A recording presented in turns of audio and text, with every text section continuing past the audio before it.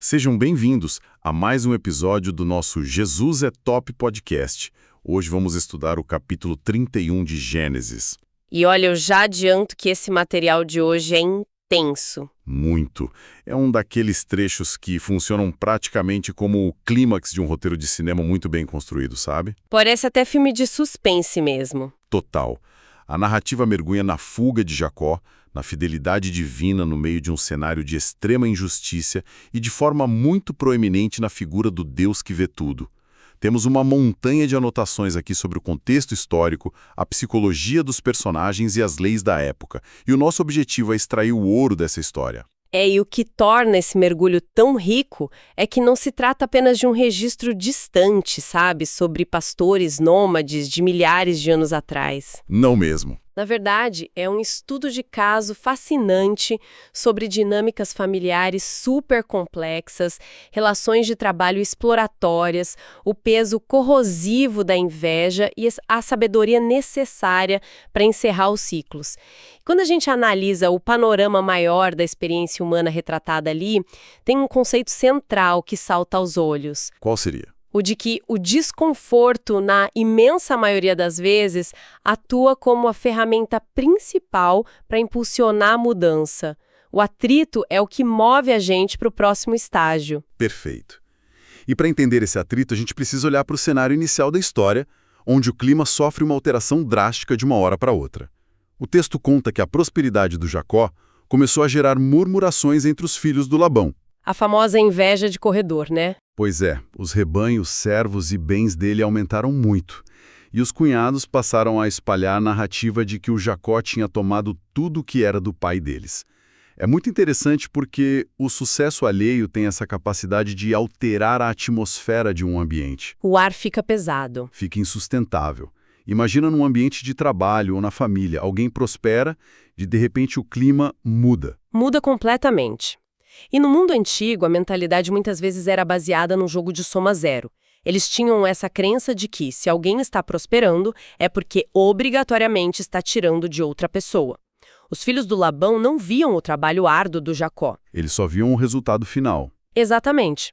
Só olhavam para o rebanho crescendo e sentiam que a herança deles estava evaporando. E isso leva àquela observação do Jacó de que a fisionomia do sogro não era mais a mesma. O rosto do Labão mudou. Ele já não olhava de um jeito amigável. Não. E o Labão era uma figura de controle absoluto. Quando manipuladores percebem que alguém debaixo do domínio deles começou a prosperar de forma autônoma e não depende mais daquelas migalhas, a hostilidade fica muito explícita. O ambiente precisava ficar insuportável mesmo, caso contrário a inércia ia manter o Jacó ali para sempre. Estava confortável, de certa forma. Mas mesmo com o clima terrível, o Jacó não simplesmente arruma as malas num acesso de raiva e sai batendo a porta. Tem uma intervenção muito clara de Deus aí. O que faz toda a diferença. Sim, o Senhor fala com Jacó e ordena o retorno para a terra dos pais dele, acompanhado de uma promessa vital. Deus diz: "Eu estarei com você." É o aval que faltava para ele ter coragem de agir, certo? Precisamente. É essa ordem divina que distingue a fuga de uma mera reação emocional impulsiva. Quando a transição de um ambiente opressivo é fundamentada em uma direção clara, a companhia e a proteção se tornam garantias inabaláveis. Não é irresponsabilidade. De forma alguma, não é um movimento de rebeldia. É um passo de obediência a um propósito maior que estava em pausa por 20 anos. 20 anos é muito tempo. E a forma como Jacó comunica isso para a família revela bastante o nível da tensão na casa. Ele não faz uma reunião na tenda principal, onde as paredes têm ouvidos. Onde todo mundo poderia escutar e contar para o Labão. Exato. Ele chama as esposas, a Raquel e a Lia, para irem ao campo, no meio dos rebanhos. Lá ele expõe toda a verdade sobre o sogro. Ele relata o esforço exaustivo que dedicou ao trabalho e a forma totalmente desonesta como Labão alterou o salário dele 10 vezes. Mas o Jacó também menciona um sonho onde o anjo do Senhor se apresenta como Deus de Betel e afirma ter visto tudo o que o Labão fazia. E para quem não está com a cronologia tão fresca na memória, por que essa menção específica a Betel é tão importante nessa hora? Olha, essa é uma das conexões mais brilhantes do texto. Betel foi o exato local onde Jacó, fugindo do irmão Esaú lá atrás, dormiu com a cabeça numa pedra e teve aquela visão famosa da escada que tocava os céus. O começo de tudo? Sim, naquela ocasião, Deus fez grandes promessas de proteção e retorno, e o Jacó fez um voto. Quando Deus se apresenta agora como Deus de Betel, a mensagem é poderosíssima.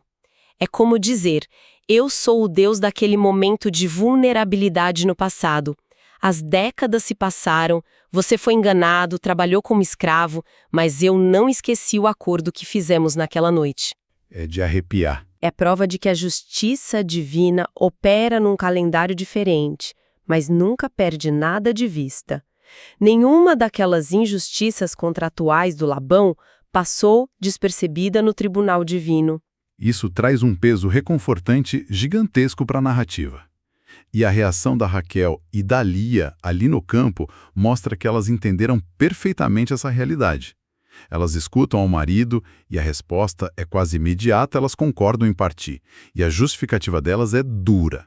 Muito amarga. Elas afirmam que o próprio pai as tratou como estrangeiras, como mercadorias que foram vendidas e que ele consumiu o que deveria ser delas. A ganância do Labão conseguiu algo impressionante ali: alienar as próprias filhas. Na estrutura familiar do Antigo Oriente, a lealdade ao clã do pai era fortíssima. Romper com o patriarca era algo extremo, quase impensável. Mas ele cruzou a linha. Cruzou. Ao tratar as filhas não como família, mas como ativos financeiros para prender o genro, o Labão destruiu a ponte de confiança. A dor dessa exploração criou uma coesão imediata na família do Jacó. Eles não estavam apenas seguindo o líder da casa, estavam fugindo de um opressor em comum. E é então que o plano entra em ação. Jacó coloca a família nos camelos, reúne os rebanhos e simplesmente marcha em direção ao rio Eufrates. Tudo isso pelas costas do Labão, que estava longe da propriedade tosqueando ovelhas. Mas aí surge aquela pergunta natural de quem observa essa atitude de fora: sair escondido assim de fininho, não sou um pouco covarde? Jacó não deveria ter encarado o sogro e feito uma saída diplomática? É uma objeção muito comum, mas a gente precisa analisar o histórico dessa relação. Foram 2 décadas de convivência provando que o Labão não negociava de boa fé. Era sempre na trapaça. Exatamente.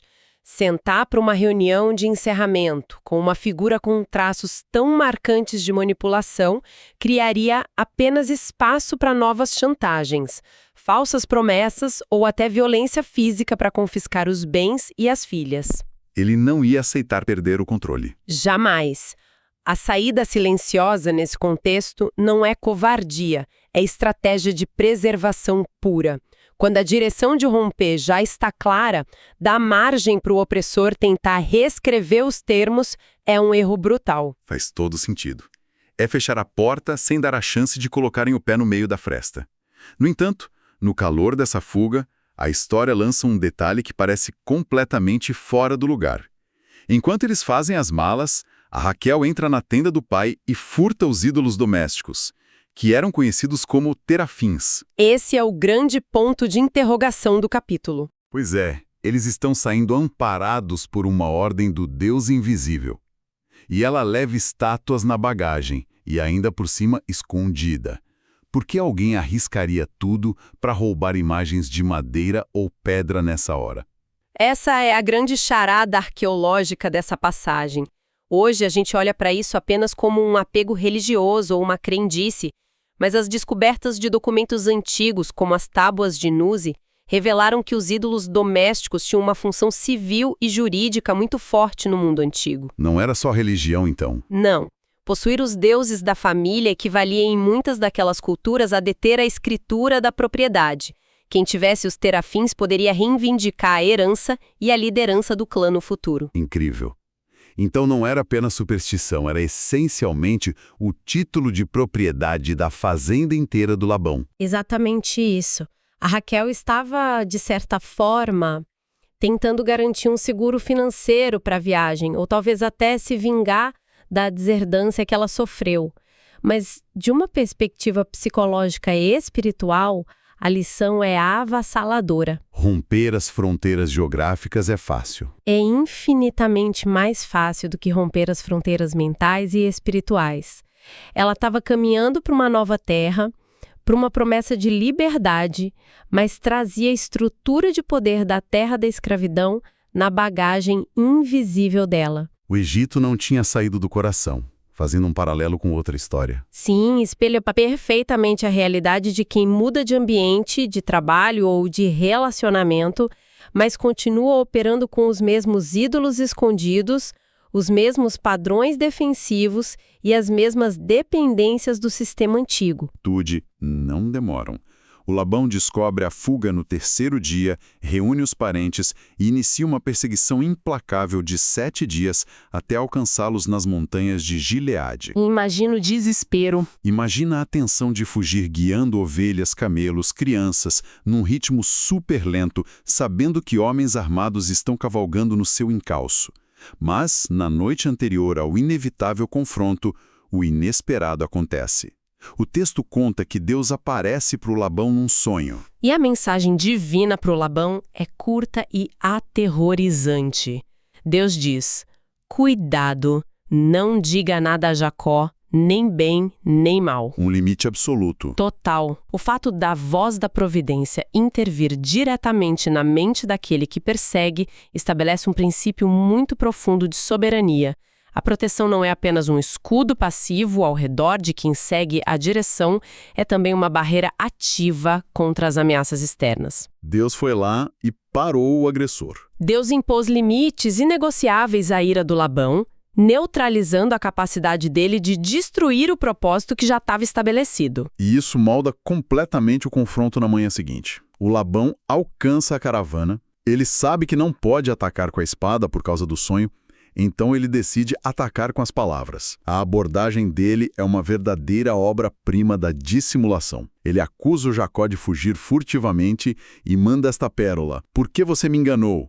Se tivesse me avisado, eu teria despedido você com alegria, com cânticos, tambores e harpas." Um cinismo impressionante. Ele tenta pintar um quadro onde ele é o patriarca amoroso e injustiçado, e o Jacó é o vilão ingrato da história. Analisar esse discurso do Labão é como ler um manual de táticas manipuladoras modernas.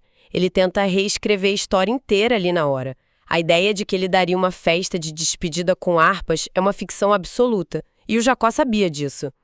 O objetivo do Labão é o gaslighting clássico. Fazer a pessoa duvidar da própria sanidade. Projetar na outra pessoa a culpa por uma quebra de confiança que ele mesmo causou, criando confusão mental. Ele tenta invalidar as razões totalmente justas da fuga, apelando para uma falsa preocupação emocional com as filhas e os netos. É a inversão total de papéis, onde o explorador veste as roupas da vítima magoada para tentar recuperar alguma influência emocional. Impressionante. E no meio dessa teia de acusações teatrais, o Labão lança o trunfo: "Mesmo que você quisesse muito voltar para a casa do seu pai, por que roubeu os meus deuses?" Aí a situação sai de controle. Sai mesmo, porque o Jacó, que era um mestre em astúcia, não sabia do que a Raquel tinha feito lá na tenda e ele perde completamente a compostura. Para provar a própria inocência e mostrar indignação, ele faz um voto drástico. Ele afirma na frente de todo mundo que se alguém ali tivesse os deuses, não continuaria vivo, e convida o sogro a revistar tudo. Esse é um alerta gravíssimo sobre a impulsividade. Sob a pressão intensa de uma falsa acusação moral, o Jacó tenta se validar através de palavras extremas, um voto de morte precipitado. Sem ter os fatos. Sem ter ideia do que estava acontecendo. Ele inadvertidamente coloca a vida da pessoa que ele mais amava em risco iminente, pois a idolatria oculta da Raquel gerou uma teia de ocultação terrível. E isso é uma constante humana histórica.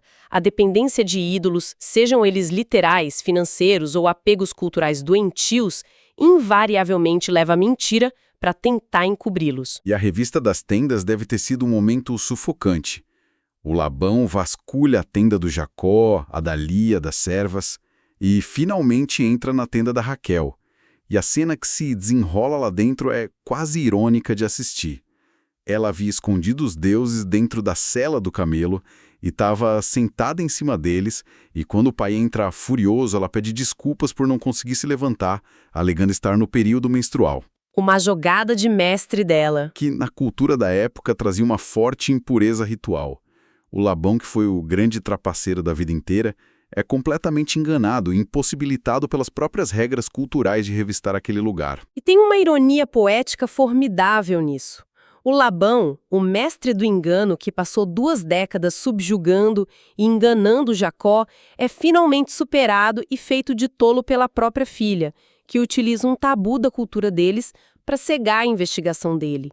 E os supostos deuses poderosos que detinham o direito da herança e da propriedade estão agora ali escondidos debaixo de uma sela de camelo, humilhados e inúteis. A falsidade daquela fonte de segurança é escancarada pelo texto. O Labão sai da tenda de mãos vazias. E é exatamente aí que a represa se rompe.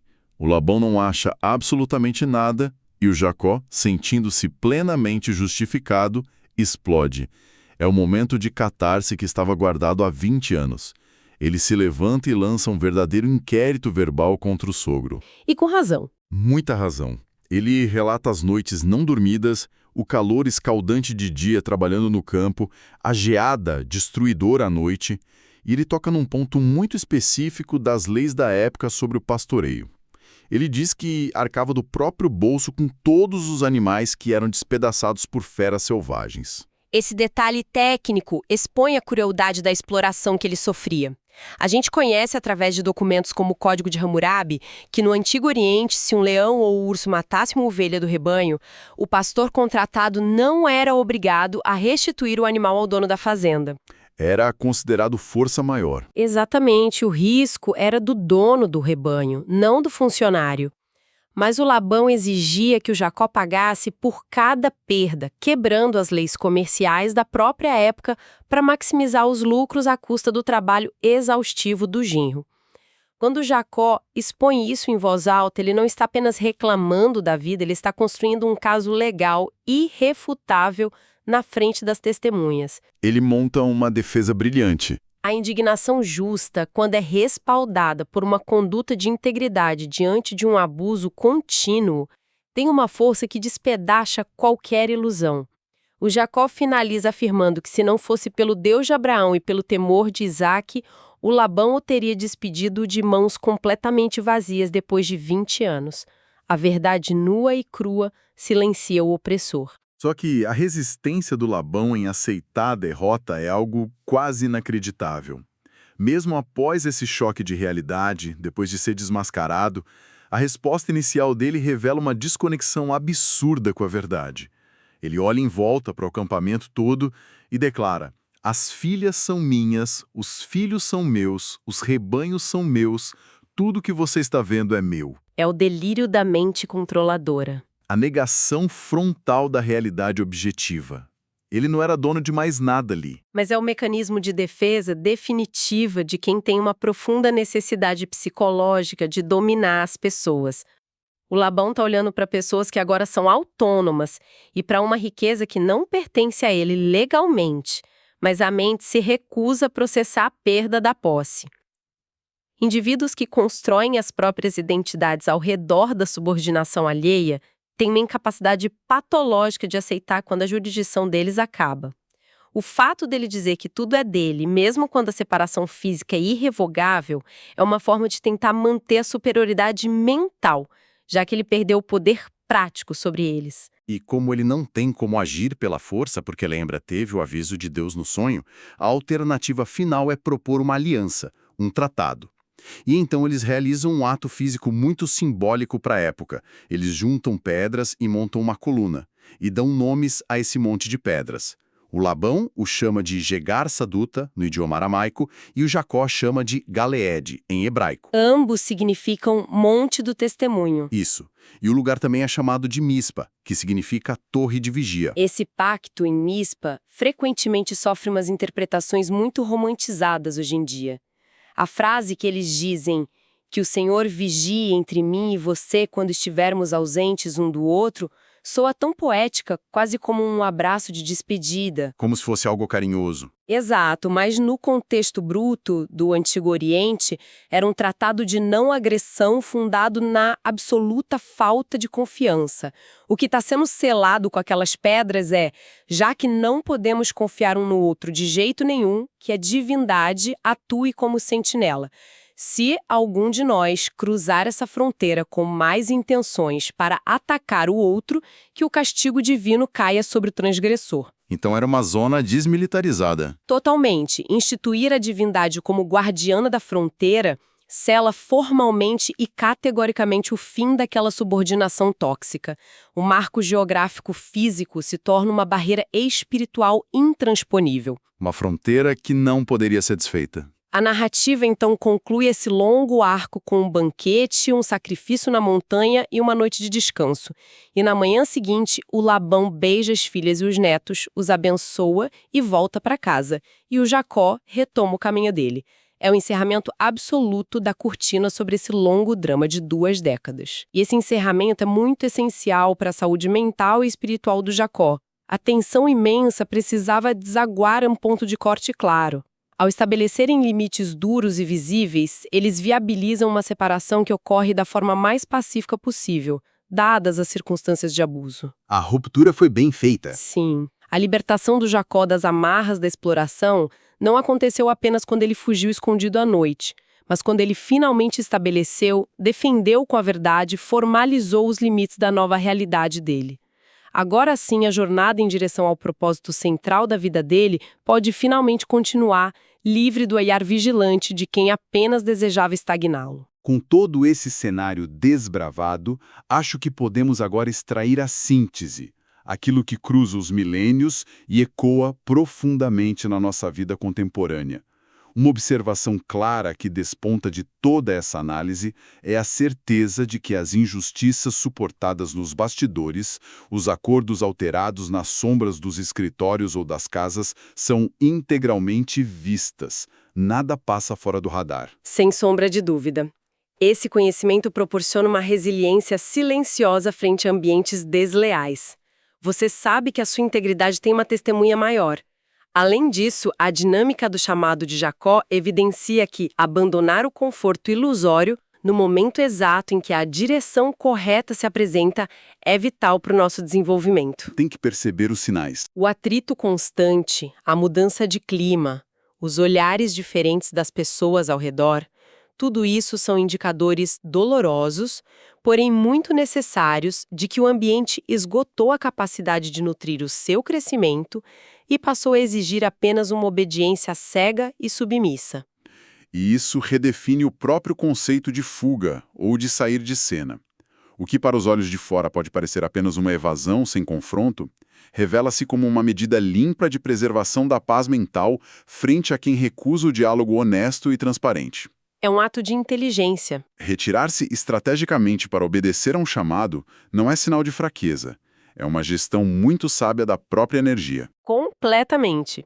E amarrado a isso, não podemos esquecer da advertência silenciosa e duríssima dos terafins da Raquel. A verdadeira virada de página não se consolida apenas com passagens compradas, malas prontas ou mudanças de endereço. Ela exige o abandono consciente dos antigos mecanismos de segurança que aprisionavam a nossa mente. Os velhos hábitos que a gente carrega na mudança. Manter velhas dependências e ídolos escondidos, sejam práticas de manipulação ou aquele medo crônico da falta financeira, é convidar os fantasmas do passado para corromper a promessa do futuro que está logo ali. O rompimento, para ser genuíno e duradouro, precisa ocorrer em todas as esferas, visíveis e invisíveis. É fascinante ver como todas essas verdades pesadas e tão aplicáveis à nossa realidade foram embaladas nessa narrativa tão antiga, cheia de ação, de estratégia, de engano e, finalmente, de uma libertação genuína. Como ponto final de reflexão para ajudar a digerir todo esse material riquíssimo, eu deixo um pensamento construído a partir daquela estrutura erguida no encerramento da história. Qual é exatamente o monte de pedras, aquele marco de limite definitivo e inegociável que precisa ser erguido na vida hoje para atestar o encerramento de ciclos antigos, garantindo que se possa seguir em frente sem o peso de demandas ocultas ou de antigas subordinações? Delimitar a fronteira e ter a coragem de dizer chega é muitas vezes o único jeito de inaugurar um novo tempo de verdade. Agradecemos por nos acompanharem até aqui e convidamos a conhecer também o Minuto Bíblico, nosso estudo diário com apenas um minutinho, trazendo uma reflexão que pode mudar o seu dia.